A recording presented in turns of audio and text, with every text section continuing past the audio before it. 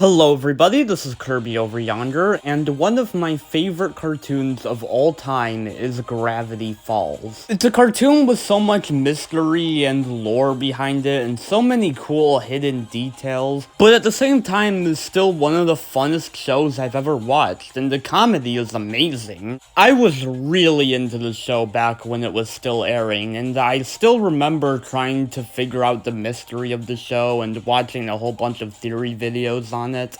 And after having just rewatched it recently, I still think it holds up as one of the best cartoons I've ever seen, and I really want to talk about it. So I'm going to review every episode of Gravity Falls in 10 words or less. I actually got the idea from Ask Air after helping him work on his every episode of BoJack Horseman reviewed in 10 words or less. I had a lot of fun helping him with that, so I figured why not do one of my own. I will also be giving each episode a rating. There's mediocre because, let's face it, none of these episodes are flat out bad. There's okay for episodes that are just average. There's the good rating for episodes that I enjoy watching but wouldn't specifically seek out to go back to. There's the great rating for episodes that I would want to seek out and go back to. And there's amazing for episodes that, in my opinion, go above and beyond in their greatness. I will also be doing my top 5 favorite and least favorite episodes after I'm done reviewing them all. With all that said, here we go. An excellent start to an excellent series. But her aim is getting better. Stan freaking dies. Gideon is a simp. Okay Boomer, the episode. Dipper obliterates toxic masculinity. Rest in peace, Paper Jam Dipper. You know, revenge sorta is underrated. This episode introduces Waddles. Need I say more? An episode for true gamers. A little generic, but still enjoyable. It's the perfect amount of summer and Halloween. We put the fun in no refund. Treehouse of Horror, but with Gravity Falls characters? Sure. Could Mabel not have just gotten a different cooler? Seuss honestly carries this episode. We're non-threatening, girl. He punched a dinosaur in the face. Truly a fantastic turning point in the series. The year-long hiatus after this episode was just painful. The Walking Dead wishes it was this good. It's nice to get Wendy in on the adventures. Some nice character development for Pacifica.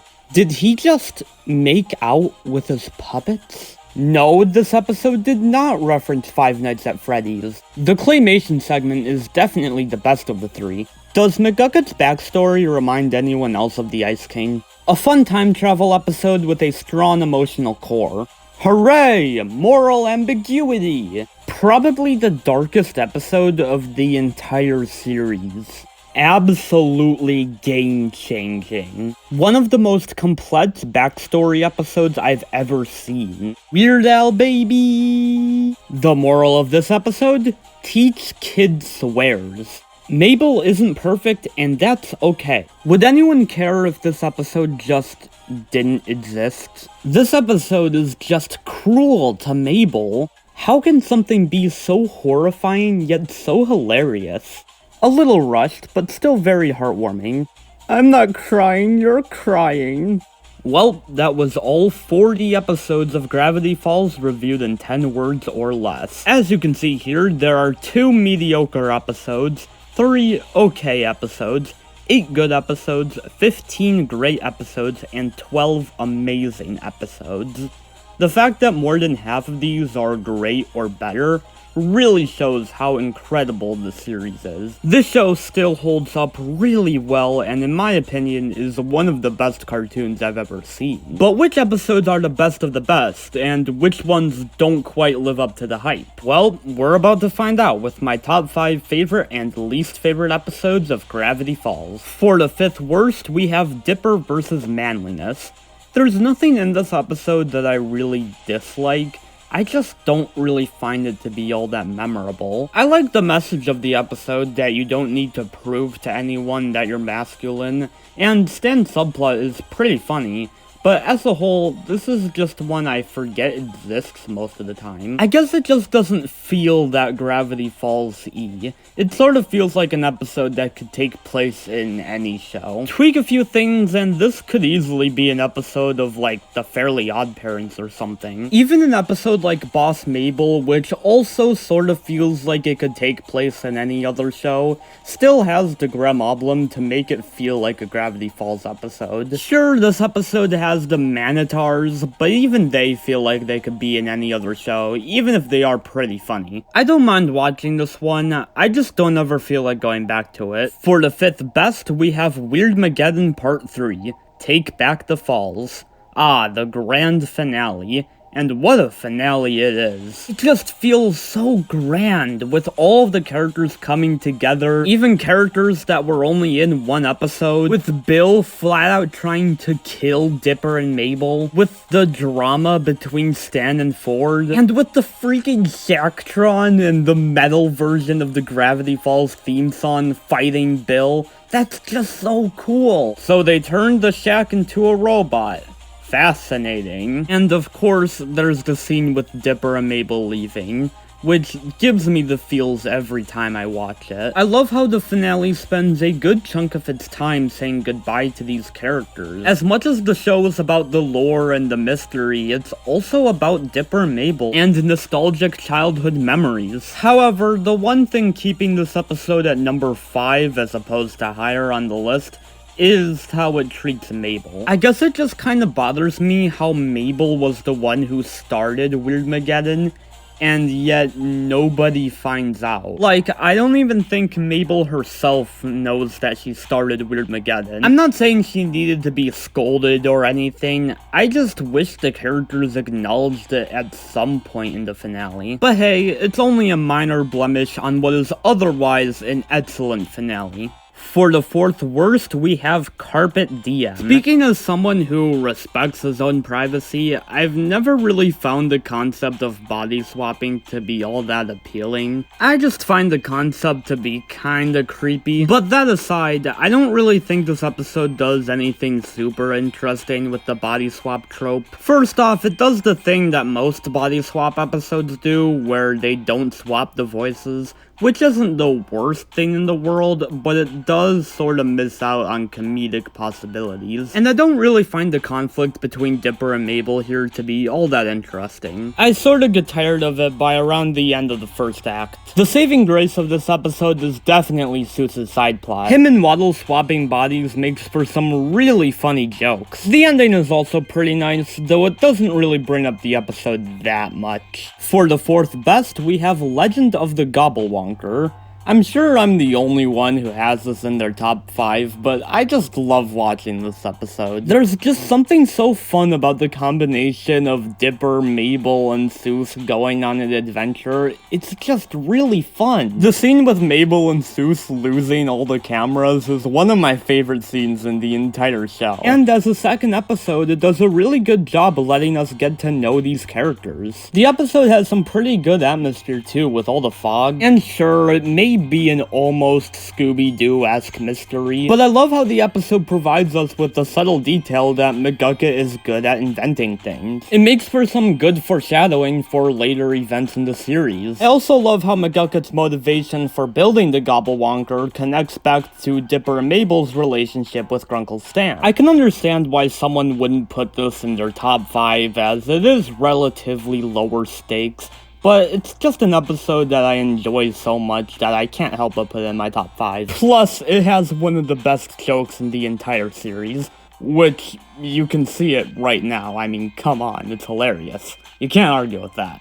For the 3rd worst, we have The Deep End. Of all of the Mabel's Crush of the Week episodes, this is the one I find to be the weakest. Episodes like Boys Crazy and Sock Opera had some sort of twist to make it more interesting, but this one doesn't really have anything. I mean, I guess there's an interesting twist in that her boyfriend is also a merman, but she also dated a bunch of gnomes, so... And I don't really find Mermando himself to be that interesting of a character. I like his voice, but his personality is kinda lacking. One character I do like, however, is Mr. Poolcheck.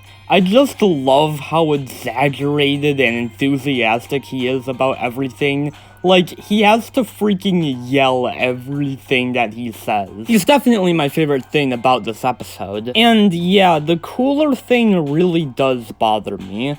Like, could Mabel not have found a different cooler? Did it have to be the one from the pool? I don't know, it feels kind of forced to me. So yeah, despite how much I love Mr. Poolcheck, this is definitely one of the weaker episodes in my opinion. For the third best, we have Blendon's Game. Soos is probably my favorite character in Gravity Falls, and he gets 2 really good spotlight episodes in Season 2. This and Soos and the Real Girl, and I was kind of debating which one I wanted to put on this list. However, I ultimately went with Blendon's Game, as I feel like it says more about Soos as a character. Though, Soos and the Real Girl is also a really good episode, and I highly recommend it. What I love so much about Blendon's Game is how it combines a really fun time travel story with a genuinely serious look at how Soos's father was a deadbeat and never cared to visit him. I love the time travel aspect of the episode. There's a lot of really good jokes and Easter eggs with it. The joke with young Wendy having a crush on Dipper particularly gets me every time. The Globnar montage is also really fun as well. And I love Soos's decision at the end to not wish to see his father, because seriously, screw that guy. And it's overall just really nice getting to see some added depth onto Soos's character. That despite how much his father hurt him, he's still kind to almost everyone. It's fun, it's emotional, and it's one of my favorite episodes of Gravity Falls. For the second worst, we have The Love God. I feel really weird about this episode. Like, I don't know, the ending just really rubs me the wrong way. The fact that Mabel doesn't undo the love spell really bothers me, honestly. I just don't like the idea of violating somebody's free will. To be fair though, in the real life version of the journal, it is mentioned that the love potion does wear off after a few hours, and if the two are still in love, then it was genuine from the start, which definitely helps, but I wish that information was present in the episode itself. But even aside from that, I don't really find the drama between Wendy's friends to be all that interesting. Honestly, the teens in general are probably my least favorite characters in Gravity Falls. I don't hate them, but I don't really like anything about them either. Stan's subplot is definitely the highlight of this episode, with the freaking I eat kids balloon. It's just so funny. You know what? Being loved by young people is overrated. Now being feared? That's priceless. But overall, it's definitely one of my least favorite episodes. For the second best, we have A Tale of Two Stans. You know, it's one thing to set up this really interesting mystery.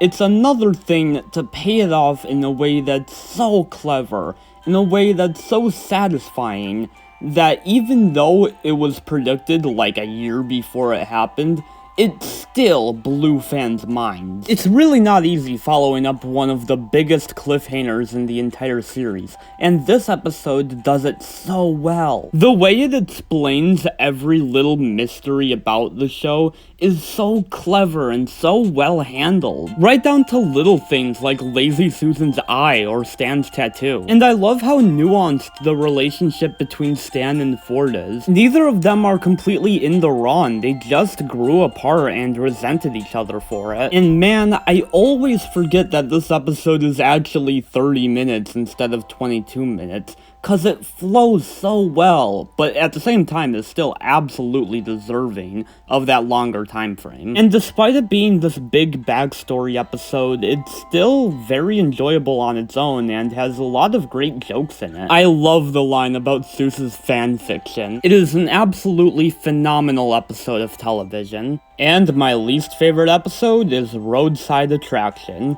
This one was probably predictable. It's not abysmal by any means, but for a Gravity Falls episode, it's certainly lacking. The fact that it comes right in between two episodes that progress the story quite a bit definitely doesn't help its case. I just don't find it very interesting. It feels really weird to have an episode about Dipper's relationships be this late in the series. Like, I could totally imagine this being in the first half of Season 2, but one of the last episodes? I don't know. And I'm not saying that Gravity Falls can't do romance. Susan the Real Girl shows that they can, and they can do it really well.